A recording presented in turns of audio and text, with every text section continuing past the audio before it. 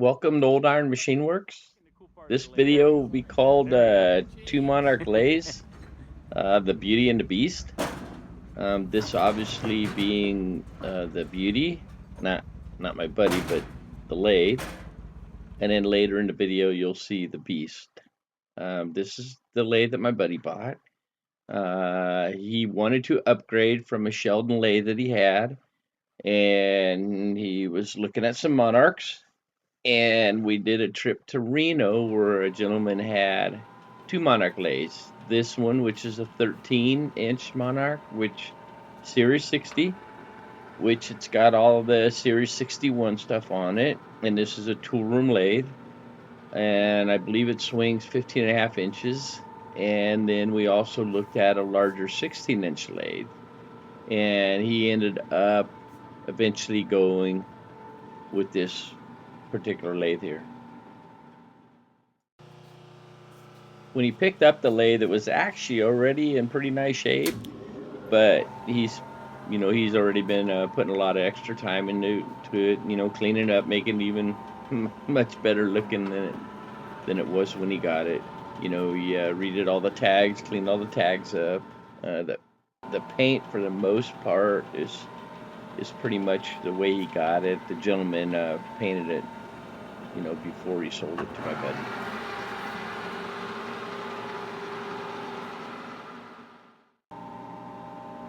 As I mentioned, this is the tool room lathe model, which has the lead screw reverse lever, which is a really cool feature. You can set stops, where it'll stop at a certain location, when threading.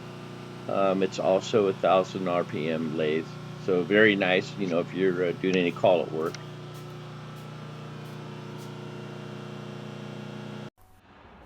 Well, now we're at the Beast part of the video. We already seen the Beauty. Now we're looking at the Beast.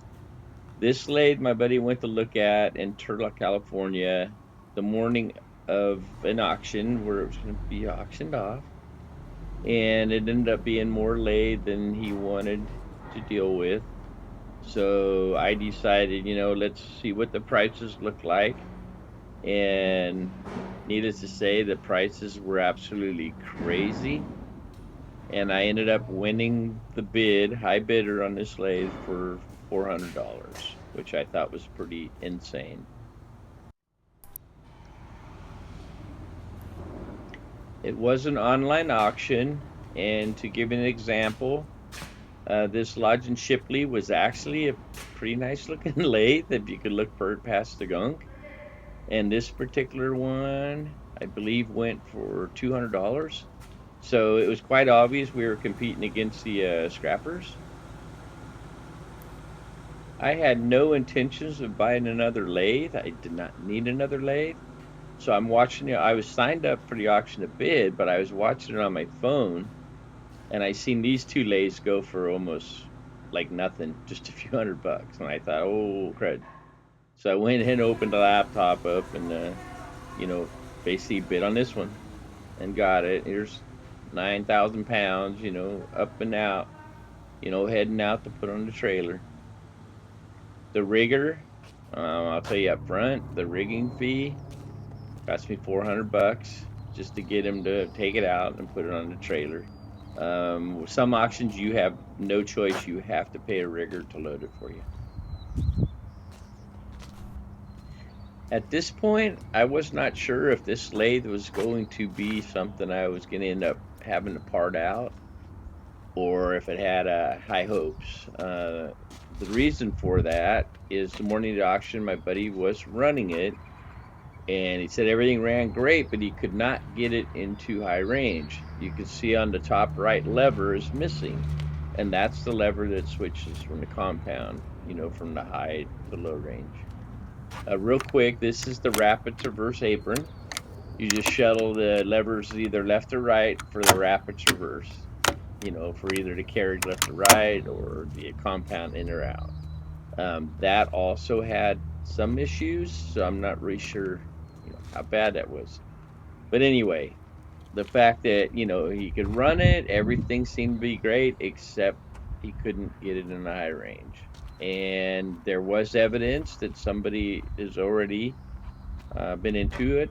Started working on tearing the front apart. So I had no idea what I was gonna find, but for what I had into it was still well, it was a risk that definitely was worth taking.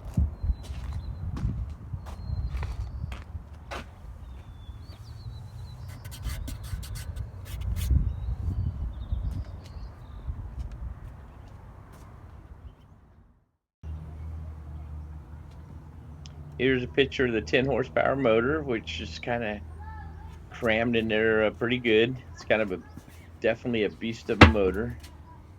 So I will have to pull it out, to rewire it to the 220.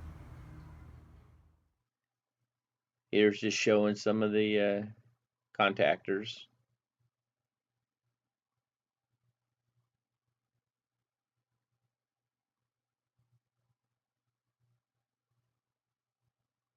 Now this is a kind of a pretty cool feature here. This is a support for, all the horizontal rods. And those supports, there's two, one on each side of the apron, and they actually automatically pick up and drop off as you're sliding the carriage back and forth. So I thought that was a pretty cool feature. This was super cool. Didn't know this stuff was even in the back. And the one support arm for the taper attachment, I'm told, is kind of hard to come by. It came with an Alora style tool holder, CA size, with this box of holders and boring bar. And here we finally have it at home.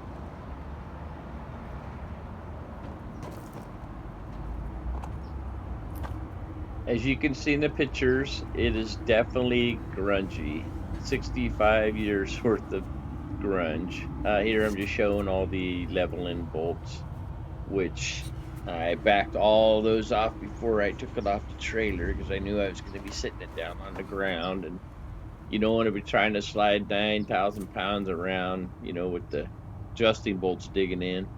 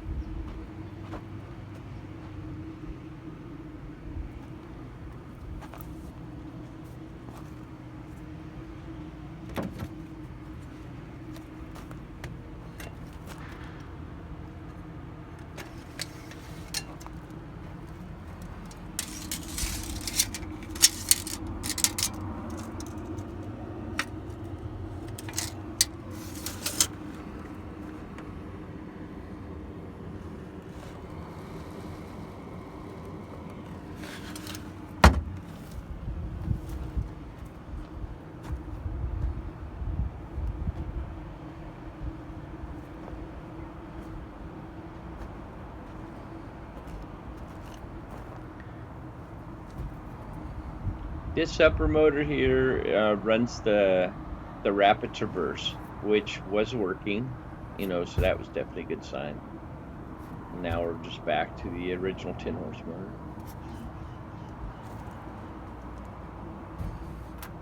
This would be the center leg that's used on the longer lathes, and you just got to take a cover off with this, it has some flathead screws to get to the leveling bolts.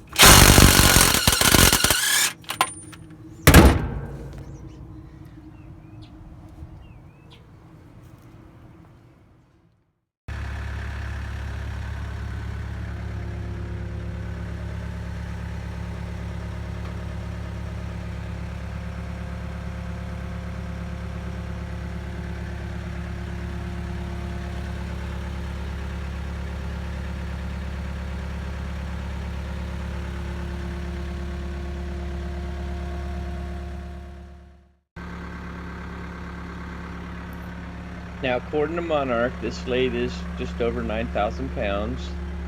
They basically have a base weight for a certain length, and then for the 78-inch lathes and longer, then you add, you know, for every 2 foot of bed length, and then you add for the center pedestal. This forklift is a 8,000 pound lift.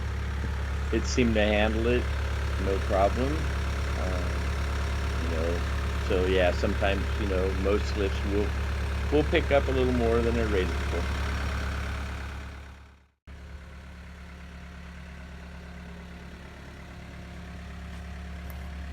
I was kind of a one-man crew on this day of unloading, so this is just walking back to the forklift after driving the trailer out from under it.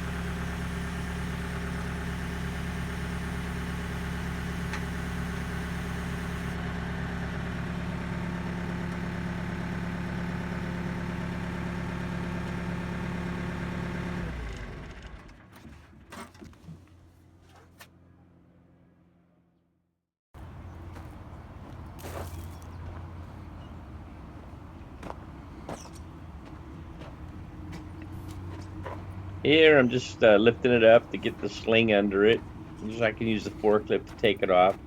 They are quite heavy, and if you've watched Aaron over there at Always Sunny in the shop, you've seen where he's removed his a couple times. And then he finally drilled and tapped it so he could use the sky hook, which worked out really cool.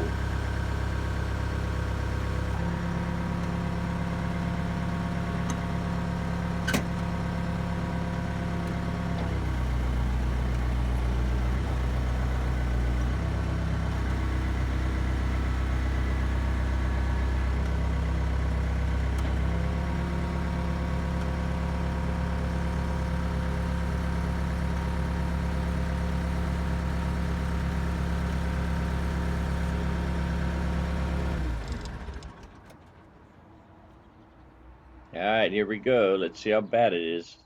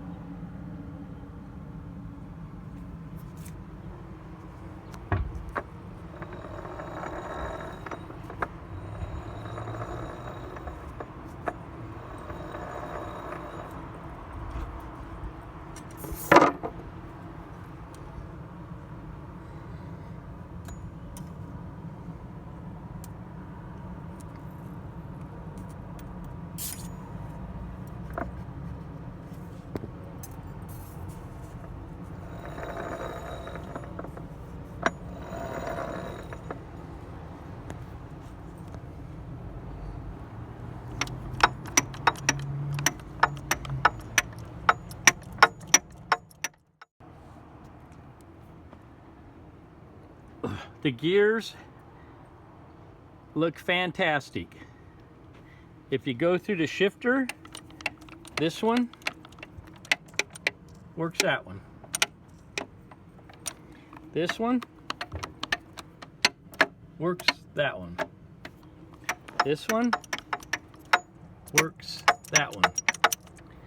This one that is missing works this one. This won't move because there's a nut that dropped down in here, and it's right in between the gear and the lever.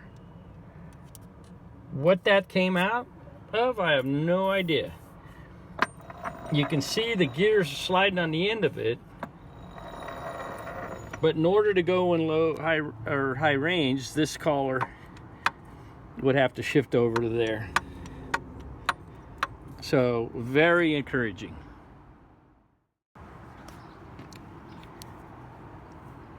Okay, I got the nut drug out. And actually it's a JIC hydraulic fitting cap. No clue what it's doing in there. But on this particular one, it has a hole on the top. Don't know why the hole was there.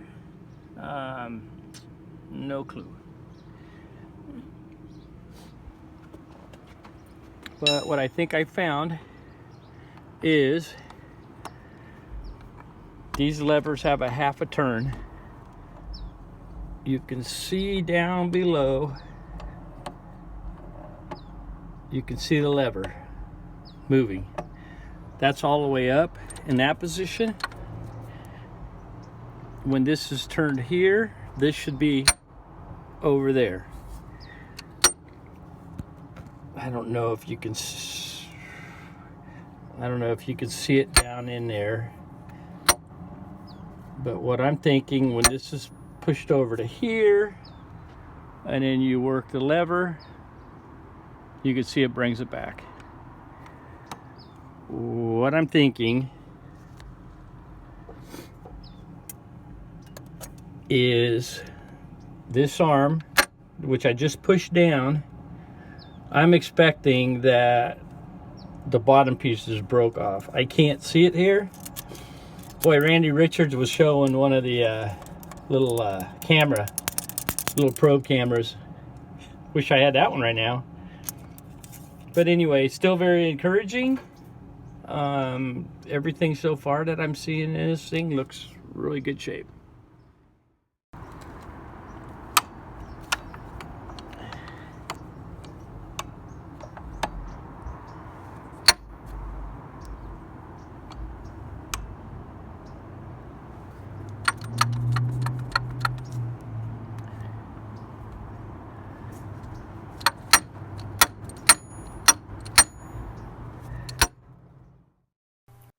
Okay, after talking with Monarch, which by the way, Monarch is awesome on their customer service, but we've decided that that nut was put in there. We feel like they put it in there purposely just to keep it locked in the low range. And the little bottom tang there is what broke off, and they said it was pretty common break. Here I'm just showing some. While I had the forklift at the house, I decided to take advantage of it, and I had another slab that I needed to lift up that was going to be in the way of the new shop. If you watched it a while back, I had a video where I'm working towards putting a much larger garage shop in the back. Unfortunately, I've been, having to deal with a lot of, concrete and moving a hill away, digging out the side of the hill in my backyard and hauling the dirt away. So this video is pretty much just showing a couple clips of that.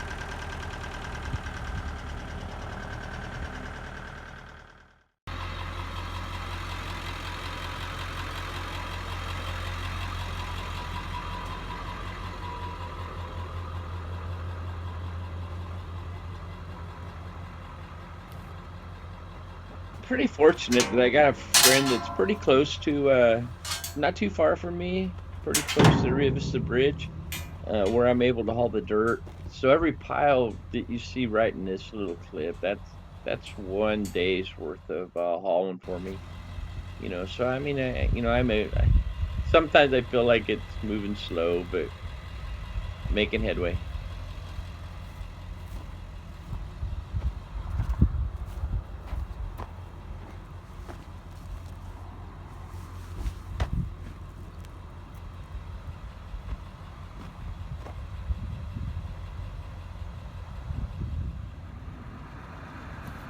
This video was taken probably about a month ago.